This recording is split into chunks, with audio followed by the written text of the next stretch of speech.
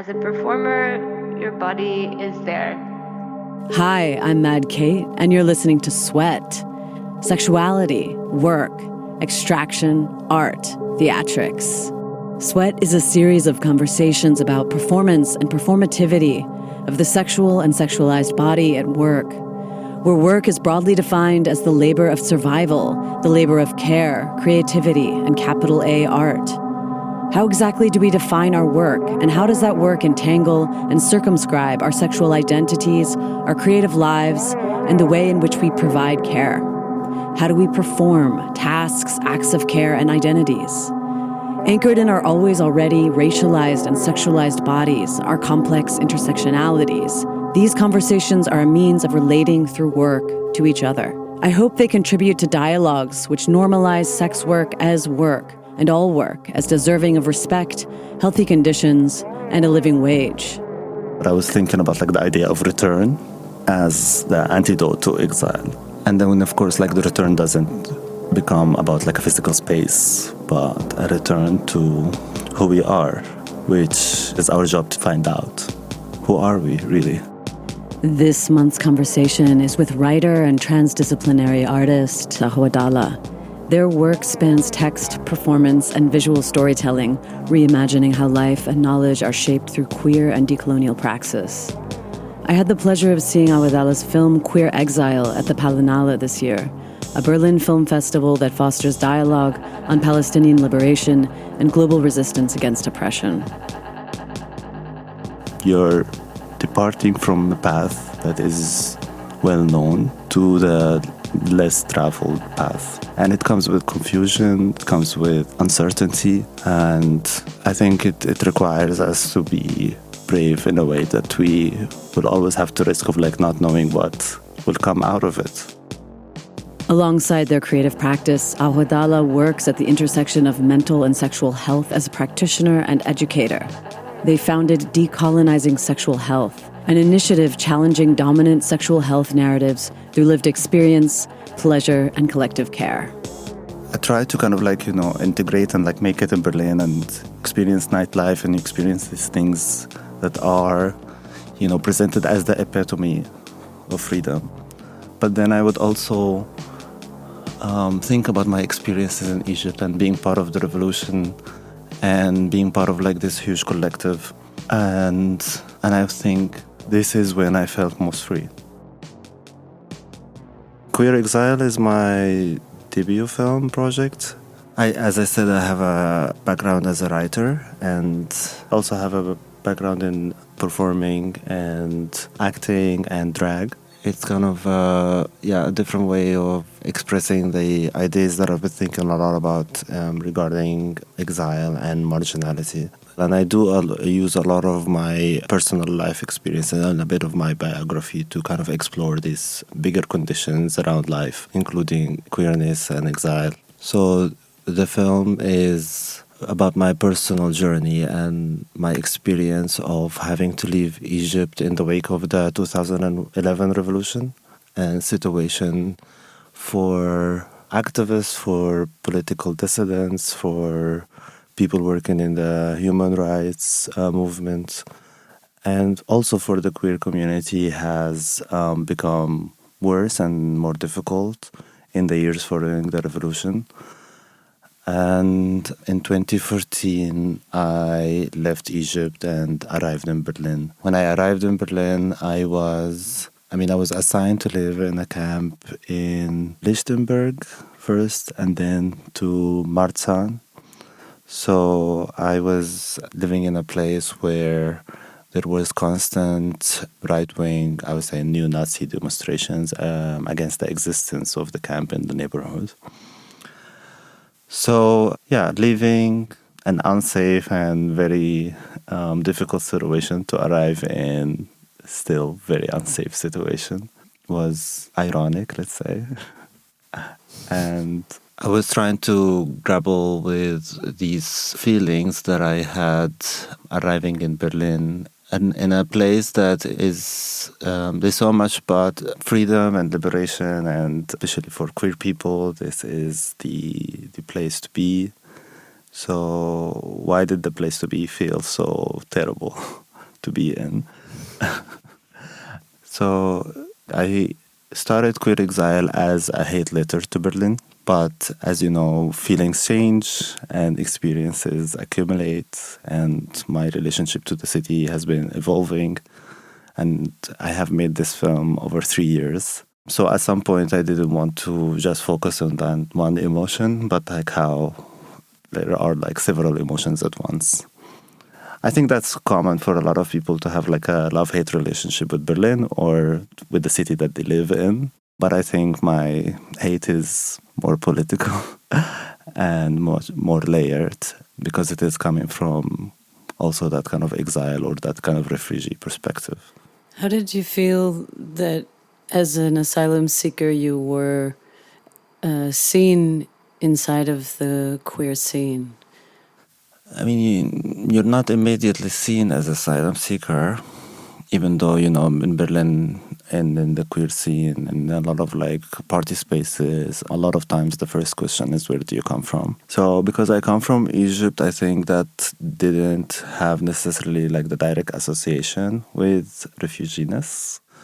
And because the Egypt situation is different in that it's not like generalized conflict and war, where there was like this mass movement of people as we witnessed with other countries in the region. But then, yeah, people would ask about how I came here, or, yeah, I remember one guy was like, what kind of visa do you have?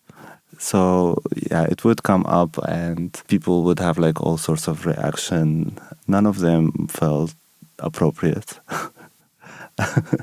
From saying things like, oh, I'm so sorry, or all the way to, oh, you're very welcome here. And I also felt like, oh, it's not your apartment, so it's not your really place here to tell me you're welcome here.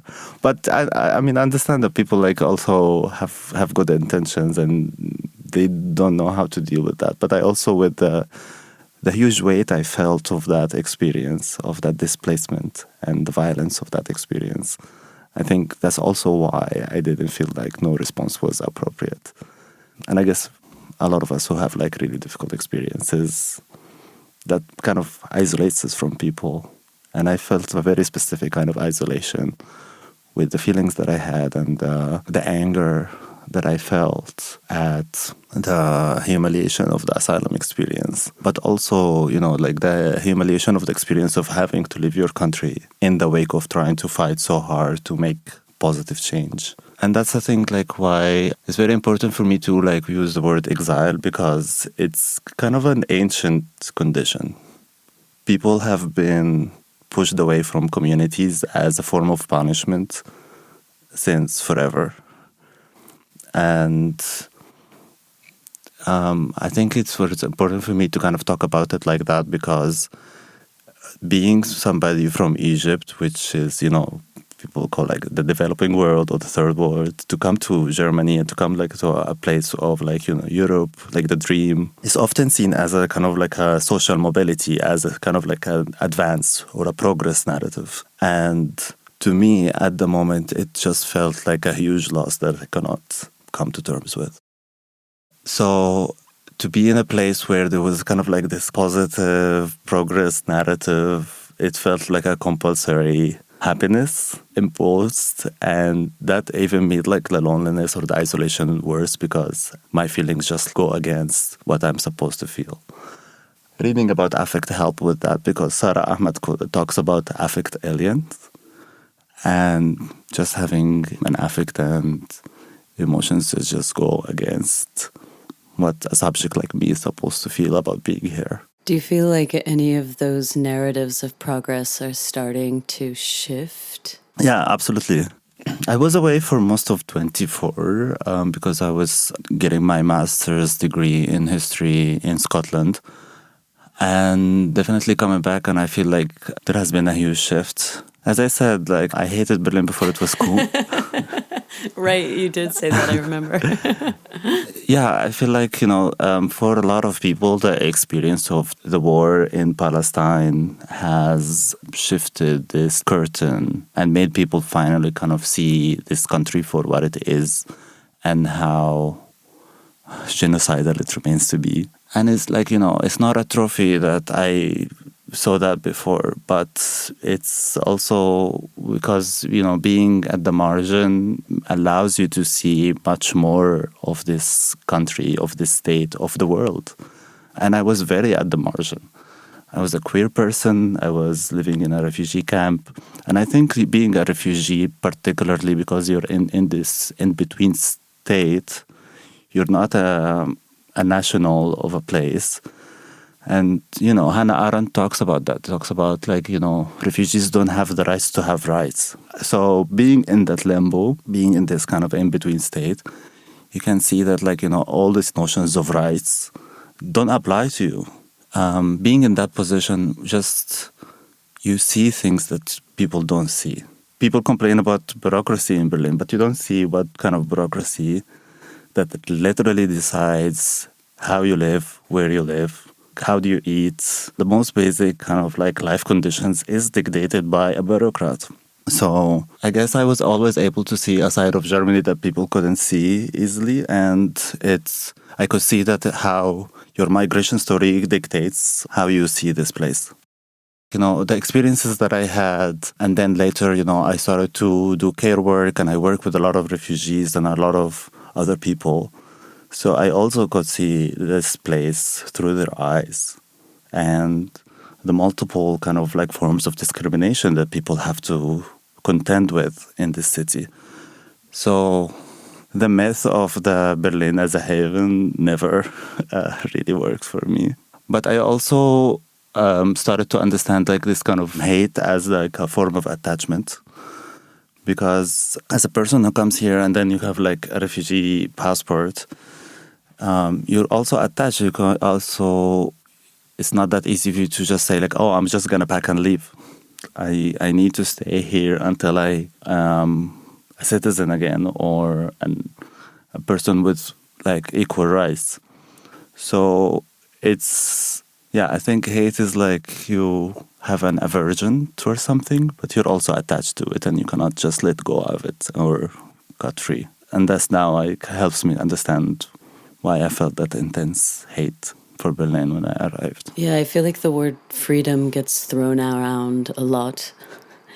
And I do remember from your film, you pointing out this queer culture inside of maybe the techno scene, this kind of illusion that we live in of being able to have full and total expression, sexual expression, I guess the freedom to get really high, the freedom to kind of do whatever you want in this space. But there's a dark underbelly there, more than just about my own care and health of my own body, but the kind of extractivist relationships that are really layered in the ability to have that freedom and that experience, which I think is really never looked at very deeply because we don't want to, right? Because it gets in the way of our ability to kind of enjoy freedom. This kind of condition and then queer exile also became a interrogation of what freedom is, what it means to be really free. Because I didn't feel free. I think it really took me years to really feel like I have my feet on the ground, or maybe to be more specific, to feel that the ground is actually solid under my feet. And that's really the asylum experience, because as long as I don't know if I can stay here, I didn't feel the ground was solid under my feet. And I felt so much, I felt so watched. I was experiencing a lot of surveillance that I never experienced before while I lived in Egypt. So living in a refugee camp, you have cameras surveilling your movement in and out of the space. You have to check in. Security would just enter your room. No knocking, no asking. Your all financial dealings is being surveilled. So their state felt so present and so heavy on my chest in a way that I didn't feel in Egypt. Because there is this big state, but also there was this kind of sense that you can disappear. I tried to kind of integrate and make it in Berlin and experience nightlife and experience these things that are, presented as the epitome of freedom. But then I would also think about my experiences in Egypt and being part of the revolution and being part of like this huge collective. And I think this is when I felt most free. And literally, that's also one of the riskiest things that I've ever done. There were snipers in the space, there were police officers shooting people, but I guess like being there despite that and being there in a collective that is once this bigger thing that is just really bigger than the individual. That was like kind of the sense collective that really meant for me like absolute freedom. And then again, like, yeah, I was making that comparison of like, you know, being in a club or like being in Berghain or whatever. And there is like this amazing and magical sense of collective. There is this sense of freedom and exploration and like being who we want to be. But at the end of the day, we're sort of like a market institution that we pay for to get in, a commodified sense of freedom. And in that sense, it's like, yeah, this is great, but this is not exactly what I think about when I think about freedom. Yeah, I think I really resonated with that to a different degree, of course, from my own perspective, but even just in working, in organizing, there's a freedom in the feeling of the willingness to risk something and to not be thinking every day about the struggle of your own survival, which I think the capitalist structure that most of us feel very, very tied into here and everywhere, that is so oppressive. Because it also keeps us from acting in collectivities and providing mutual aid, because we really keep helping ourselves first to some degree. You know, where am I going to get my next job? And I keep hearing this rhetoric being repeated and repeated. I heard it just today, I think, from, you know, out of the US, which is like, America first, obviously. We need to help ourselves first, and then we can help others. But I was thinking about actually how this has really infected a lot of us, and that this seems like a very kind of common sense. Like, first help yourself, then help your family, then your immediate community. Then we can think about everyone else somehow. Yeah, I mean, risk is, I think, very important to think about. It is hard for different cultures, different kind of contexts to understand this concept of risking yourself for something bigger. And it can apply to like this political context, but I think we could also like think about it in other contexts. Because I do come from a background where I was engaging in care work, and I think care work is actually really risky in so many ways.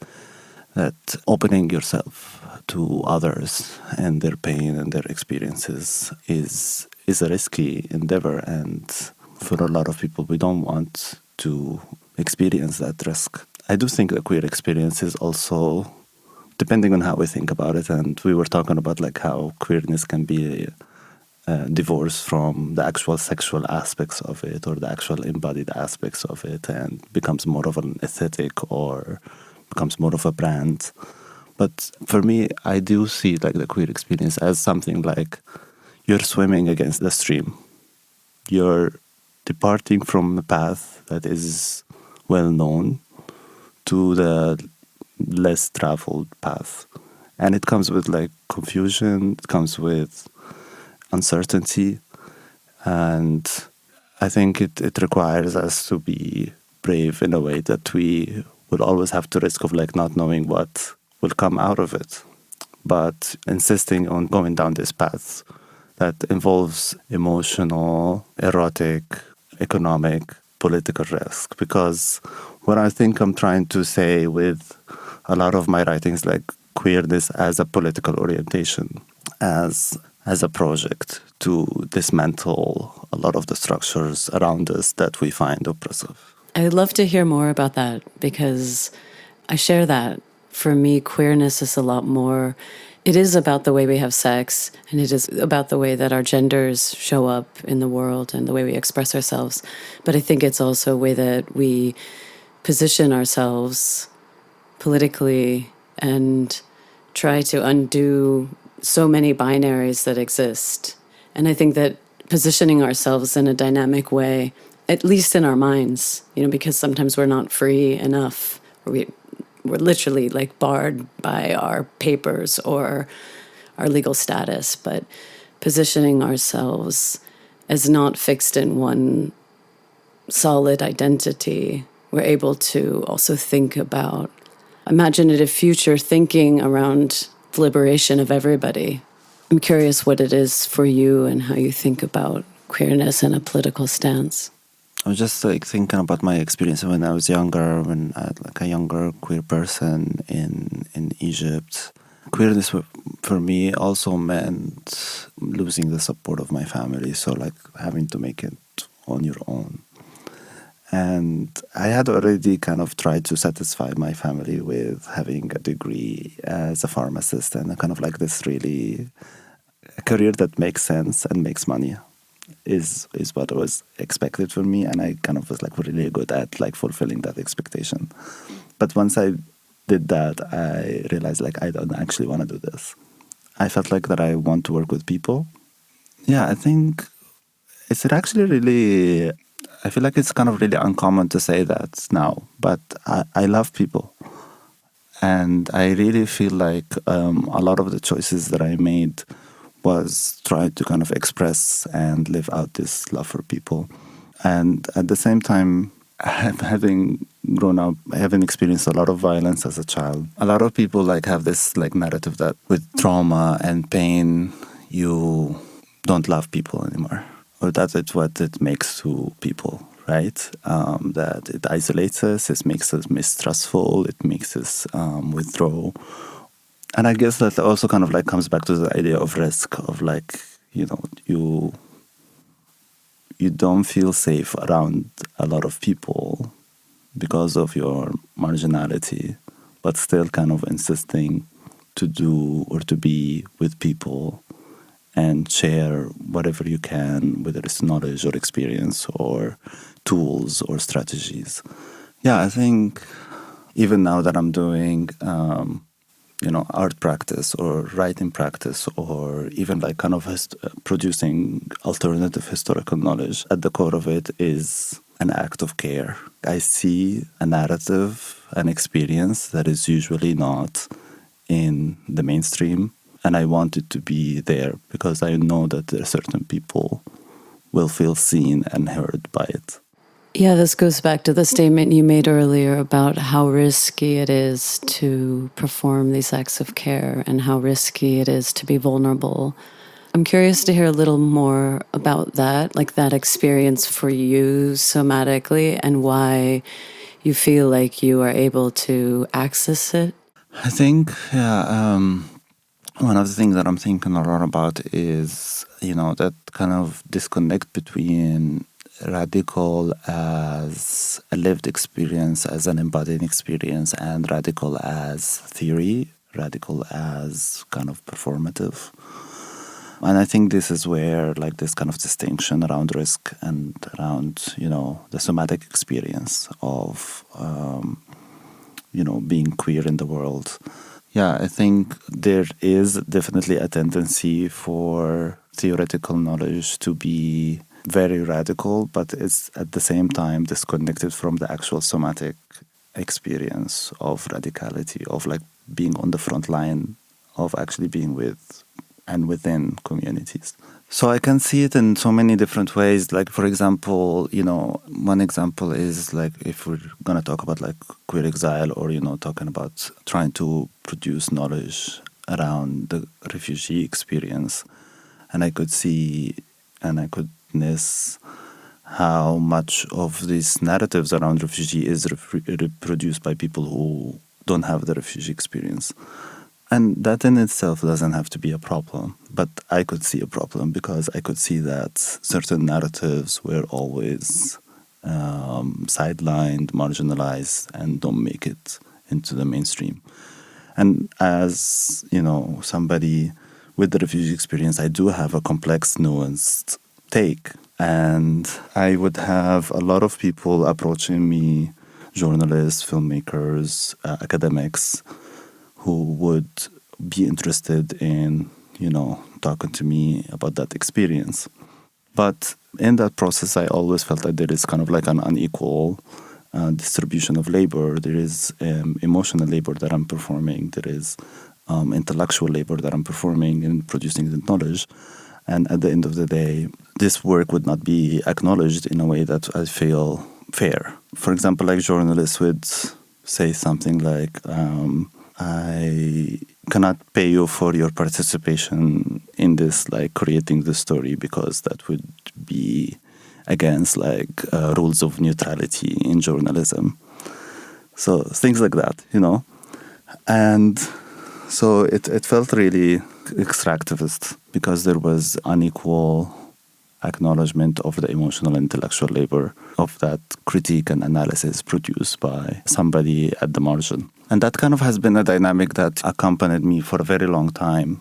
So it does, I'm not sure, I'm trying to connect these two things together where, you know, like an embodied somatic experience of being radical and this kind of more extractivist theoretical way of being radical. And you can see that a lot of people who are like doing work that is messy and that is like involved in community don't always have the chance to kind of like represent their work. So sometimes there is this disconnect between like doing the work and performing the work. And it is easier for people who are performing the work to be the ones who kind of like doing the representation. So yeah, I think a lot about that. And like, you know, another example of like, if you're a scholar working on experiences that is actually closer to you, for example, that I'm writing about, you know, queer history of Egypt. So doing that research is not only kind of like an academic pursuit. It's a very deep emotional, intellectual engagement and really kind of like a deconstructing of who I am.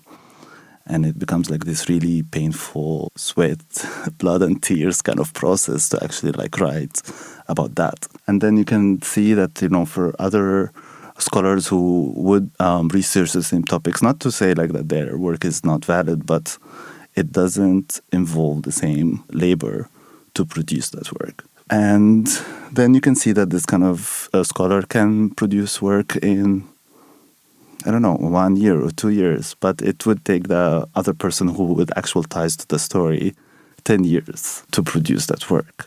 So you can see that the trajectory of this knowledge production and this representation, the stakes are higher.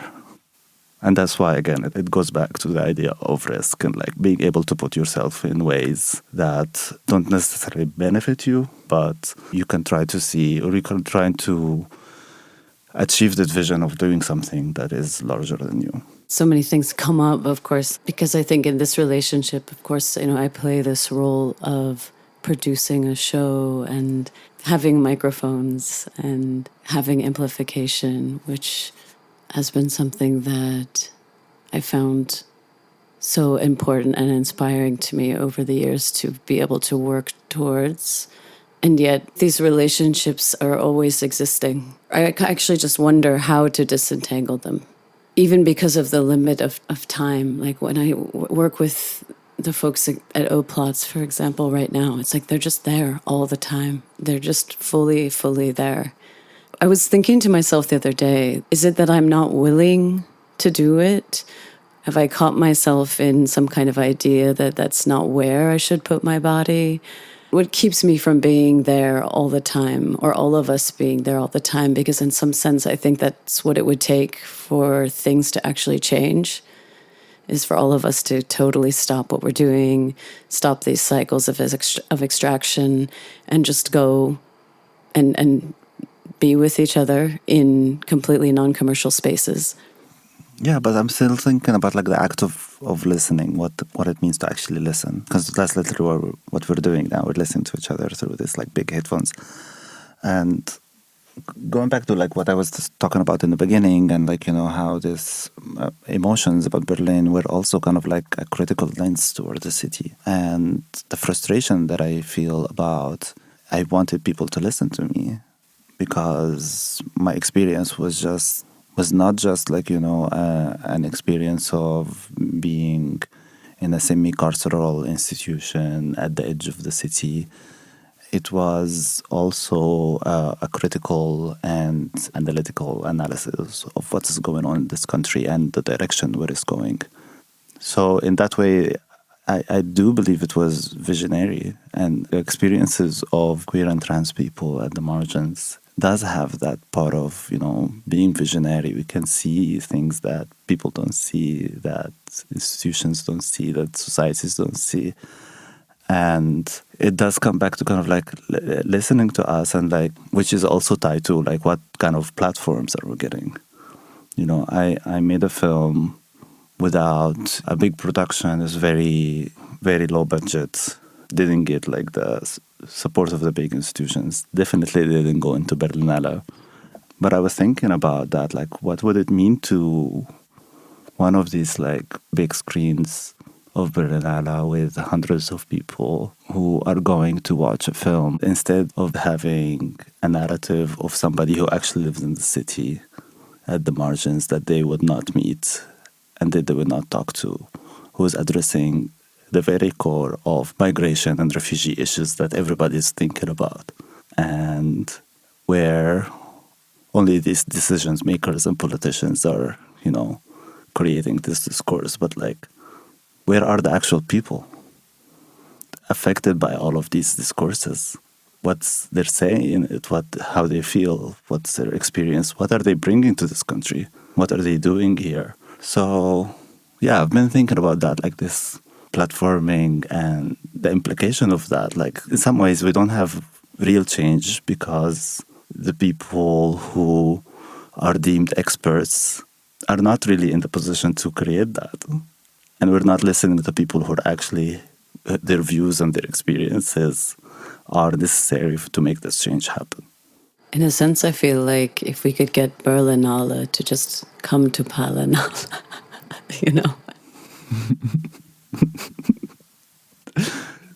It's funny, I was just looking at my photo albums and I saw photos of me at Berlinale 2015 wearing a Palestinian keffiyeh.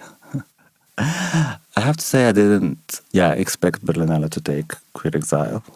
That it's actually quite an emotional experience to watch queer exile, and that Berlinale likes kind of more deadpan, intellectual, experimental films. Yeah, I do have like a very important kind of like intellectual ideas in the film, but I want them to be felt.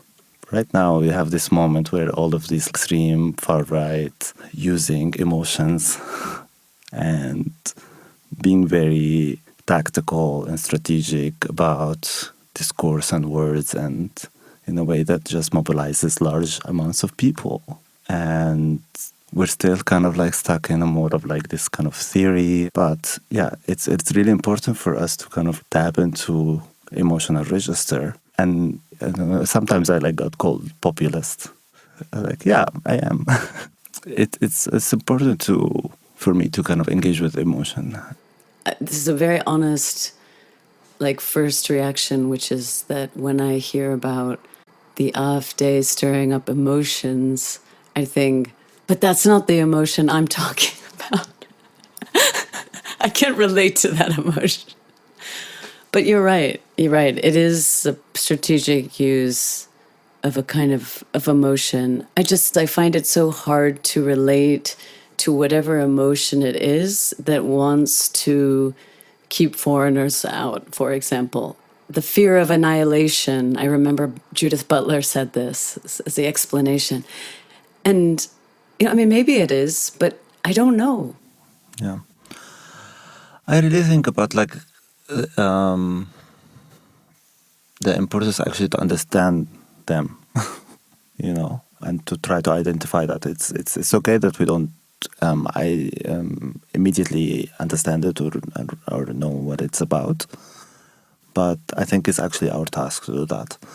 I can see that, especially also like in the queer feminist activism, there is usually a lot of dismissal and kind of like, how come that in 2025 we still have to fight against this? But because, it's like, I don't know, when you do history and you kind of like realize that these things that we're contending with are very old, they have been there, like these issues of body autonomy, control, they have been around for a long time.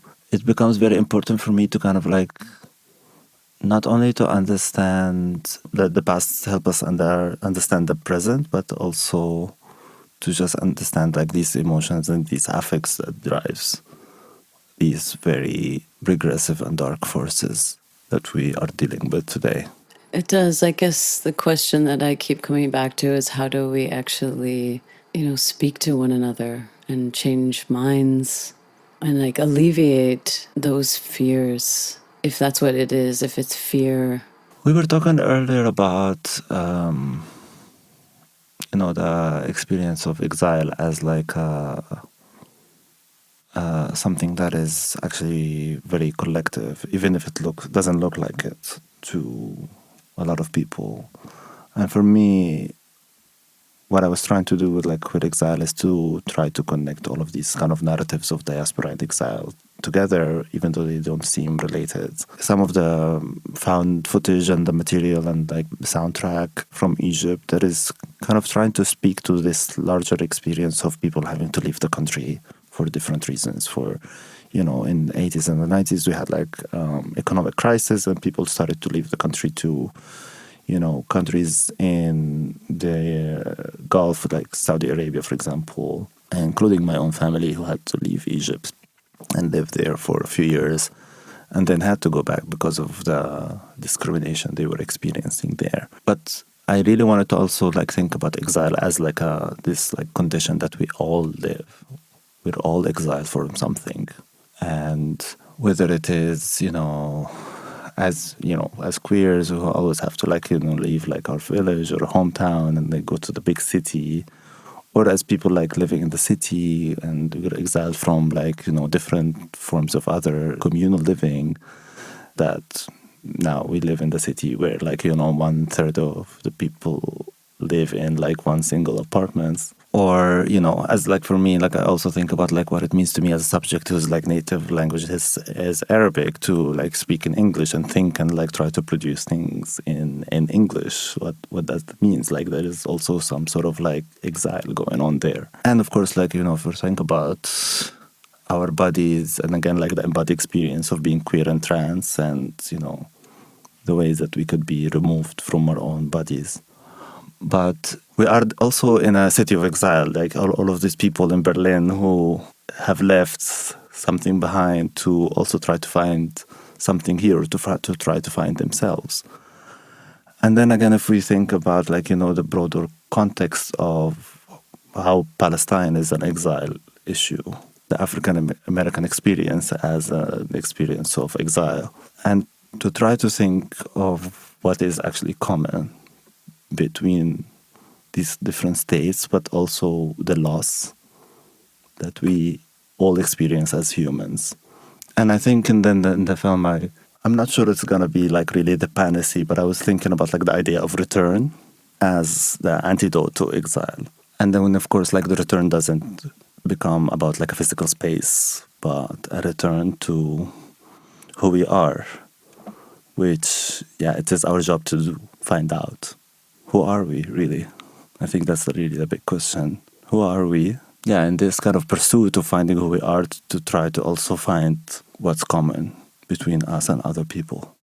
Yeah, I think about my own experience of living in the United States and being here and returning there. What I often think about, though, is that I don't have this sense of homeland that I hear other people feeling. And I think the reason is because I lived in many different places in the U.S.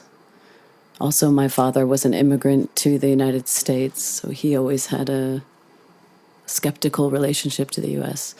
My mom also moved around a lot, so there was never a sense that where I actually lived had any kind of historical sense of home to me or ownership or possession, and also as settler colonialist.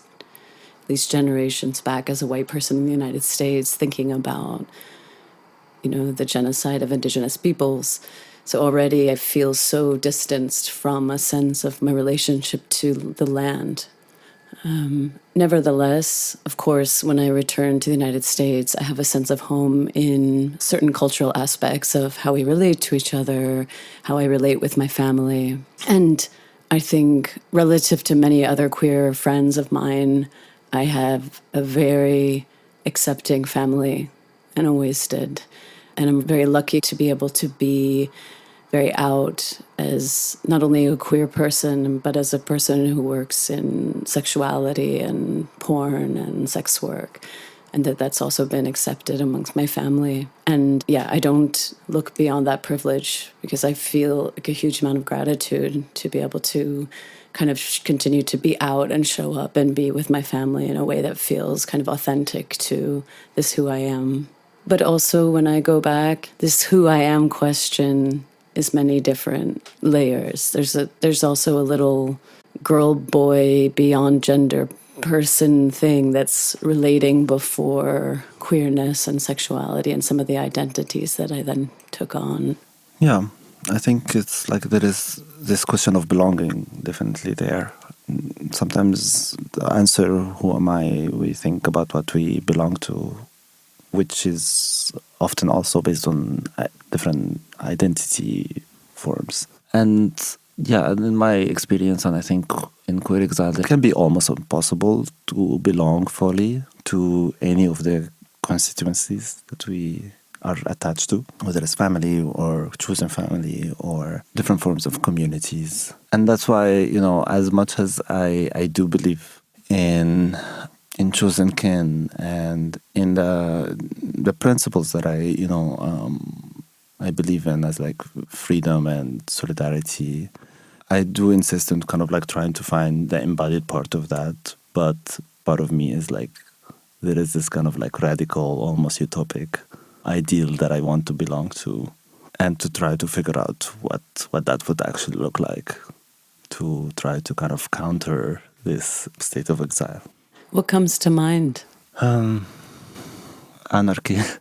Yes, my friend was just telling me like, "Oh, anarchy, that's so childish." And I was like, maybe actually like the fact that it sounds so radical is what actually makes it much more palatable and believable to me, because we don't really have the power to do it. And that's the whole idea of like anarchy, that we don't have like actually like, we don't want the state to enforce it. And I think there is this thing about it of like, power will be there, but we will always kind of like it will always be in contestation, and we'll figure out together as communities how we're going to deal with each other. I asked you before you came in if there's a question that's kind of burning in you right now that you wake up with or that you're grappling with. How do I finish this application? Yeah, I'm doing applications for my second film project called Out of Bounds, which is also a reflection on the history of colonialism, but the history of sexuality and how control of sex work is actually a very important tool in understanding our situation and our lives as queer people. Because I do believe like queer history is sex work history. We cannot really divorce the regulation of these two, sex work and queerness or gender nonconformity as things that are separate from each other. I'm curious to hear a little more about this relationship between the management of sex work and the management of queer bodies. I was doing research on the regulation of queerness and non-normativity and gender nonconformity in the Egypt context, which is also a colonial story, which means it's a global story. At a certain time, especially like the 19th century, where these institutions were taking more part in dictating what bodies should do, which is very connected to the medical institution in, describing conditions. And definitely there was this idea of the homosexual as the invert, or somebody that kind of like deviates from normal sexuality. And at the same time, definitely prostitution, or prostitutes, to use the term of the time, is also seen as a pathology. It was thought of something like nymphomania, like, oh, these people like who don't have control over themselves. So we could see that also like the 19th century is a time where all of these kind of like carceral institutions are springing up, like the asylum, prison, What I was also finding out, there was this thing called the Look Hospital, which is a hospital to treat venereal diseases, quote unquote. But that would also look up people if they are found out to have one of these sexually transmitted infections until they are cured. So it was kind of like producing this logic of punishment and incarceration around STIs. And of course, we know that there has always been this narrative that these are punishments. That's kind of like also a religious narrative, a cultural narrative. But when you produce an institution that actually enforces that logic in the name and the guise of medicine, that gives it much more legitimacy. So I was kind of like looking at the history of this institution and the role of this institution and how these things, when we think about disease, not just as something that happens, not just as like a virus or a bacteria that kind of like, invades the body or travels from one body to another, but how it's like a regime that enforces social norms in a way. Of course, like when we think about HIV/AIDS, we can see that HIV/AIDS has steered this kind of like, regressive shift in society. Also, we can think about syphilis in the same way if we go back to like the 19th century, early 20th century, and how disease is not just a medical situation that needs to be addressed with medical interventions. It's also a process, like a pandemic or an epidemic is a trigger for social change that's not always in the right direction, or at least from our perspective as, people who have been on the margins of sexuality. And because these things as homosexuality and sex work or prostitution are destabilizing to the norms and morals of society, they get to be the ones that are blamed for disease, for this pandemic. And then they get to be punished, whether by, as we saw in the AIDS epidemic, like, not having access to treatment, not having access to care, or in like the older versions is like actually kind of like being locked up and punished for having that condition, when they also kind of like seen as like you are the super spreader who is like causing that problem. So the control of these things are so much connected to each other through cultural, medical, and social dynamics that verifies that, because it does reveal that everything that we know about the body and about our relationships and about marriage is kind of a lie. So the destabilizing force of, prostitution and homosexuality is the very uncomfortable truth that drives us to kind of like hide it. But then homosexuality did have its own journey into acceptance, which hinged upon its divorce from transness and sex work. So it did have that kind of like different trajectory into respectability by having this image of two happy couples who live exactly the same as heterosexual people, disavowing exactly all of like the radical and uncomfortable and disorienting elements that expose the hypocrisy of society in terms of gender and respectability. Yeah, I mean, even divorcing it, as I was thinking earlier, from sex. There is definitely like a sanitization of the queer experience. And I'm wondering now if it's like it is connected to what we're seeing now as like that you put somebody on top of a structure that is so toxic and regressive that makes it to make it look better, which is exactly what Alice Weidel is. She's a speaker of AfD right now because she will deflect the argument that we are homophobic. And that's exactly what Merkel was also doing. It's like, she's a scientist. She seems to be rational and pragmatic. Yeah, I'm thinking about like this kind of, I don't know if you remember, there was this moment when Jens Spahn said something like, I go to like the gym or the swimming pool and I see like these Arab men and they're wearing swimming suits, and that's not congruent with German culture. which is like one of like the most perverse and bizarre things. And I owe it to like the German honesties that they actually speak their minds. Just like know what like they're thinking. But yeah, like it's this kind of like weird mix of assimilation and respectability and nationalism that produces these figures of the gay right-wing personality that is now becoming part of like our reality.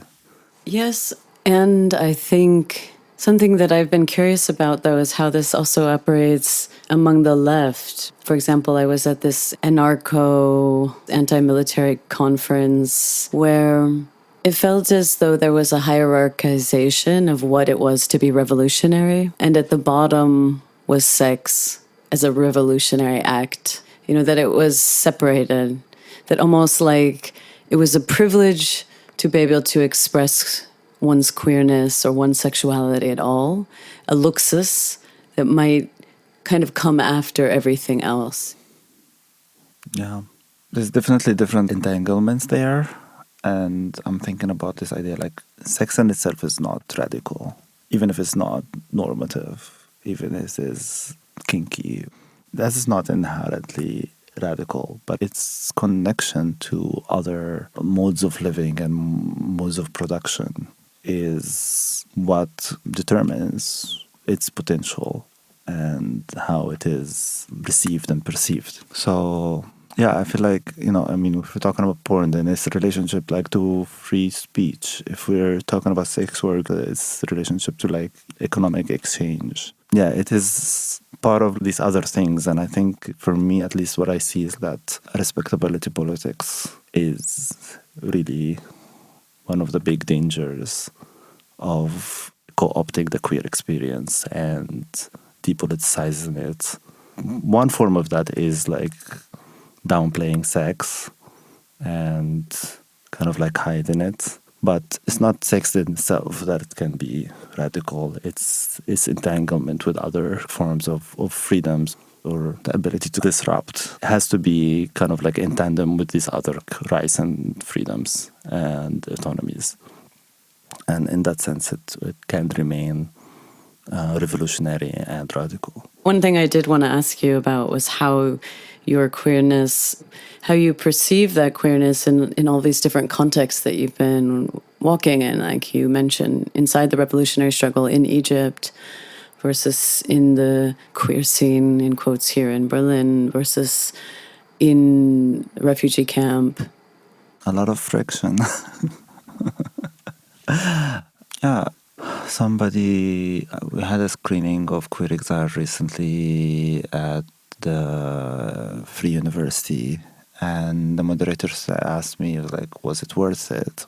And I think to rephrase that question was like, what was it worth it to kind of like be that rebellious, to stand in the truth of who you are and kind of like to try to speak it and to try to put out a different vision of what we can be and what we can be doing with each other.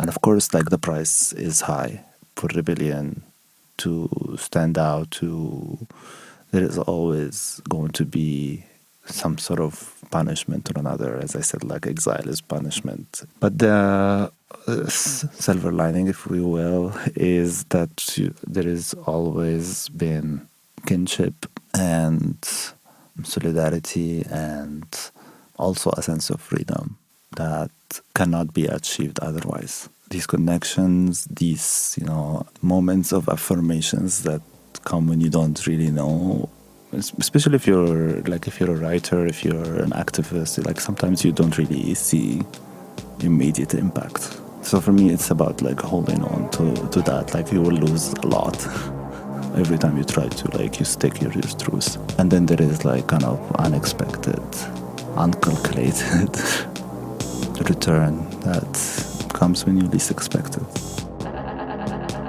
You just heard from writer and transdisciplinary artist Awadalla, whose film Queer Exile just screened at the Palinala. You can read more about them in the show notes. I'm Mad Kate, and you've been listening to Sweat, Sexuality, Work, Extraction, Art, Theatrics. Sweat is a series of conversations about performance and performativity of the sexual and sexualized body in work. The theme music was composed by me and features the voice of performer and actress Lori Baldwin. Sweat airs every second Tuesday of the month at 13 hours Central European Time on Collaboradio. Free Radios, Berlin-Brandenburg, broadcasting on 88.4 FM in Berlin, 90.7 FM in Potsdam, and streaming online at fr-bb.org. Afterwards, it's available for streaming wherever you get your podcasts. Sweat is an unpaid labor of love. If you have the means to financially support the show, you'll find a link to my Patreon in the show notes. Your support is warmly appreciated. Thank you so much, and until next time.